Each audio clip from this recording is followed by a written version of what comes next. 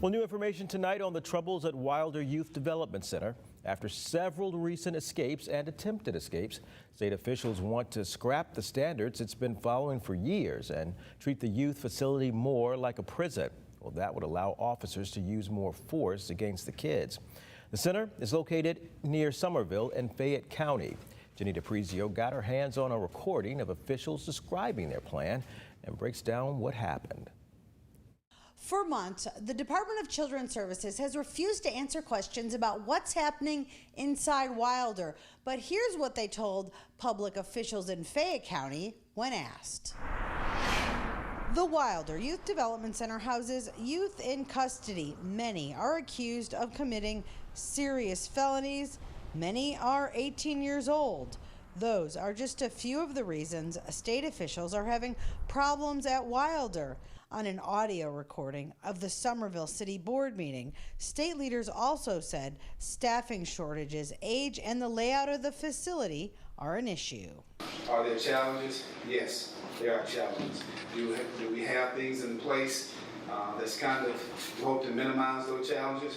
Yes. Darren Goods, the Deputy Commissioner of Juvenile Justice, blamed the recent problems at Wilder in part on the facility accreditation. Goods said the facility used to be accredited by the American Correctional Association, which sets the standards for prisons. But a few years ago, it changed to the Council on Accreditation, which takes a more therapeutic, rehabilitative approach to dealing with troubled youth. Under current standards, physical force is limited. State officials want to change that and told Fayette County officials they've started the process of returning to ACA accreditation so they can go back to using more force on kids at Wilder. It just makes good common sense that we go back.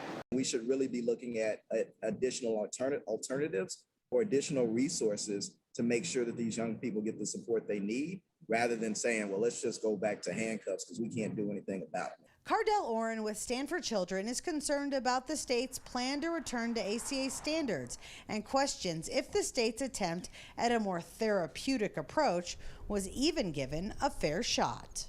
We don't know whether they had the staffing to implement it well. We don't know whether it was implemented with fidelity according to the standards they would have. We know that from the reporting that they are short-staffed, that they don't have enough people there.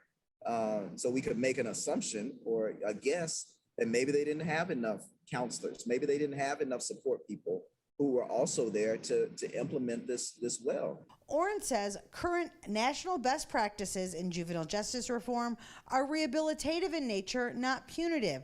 So Oren has a lot of questions about what's happening there. But what's causing them to want to break out? What are the issues that are happening in the center, in the jail?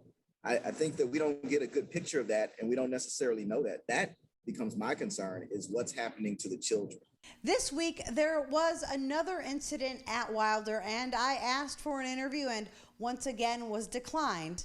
I'll keep asking. In East Memphis, I'm Jenny DiPrizio.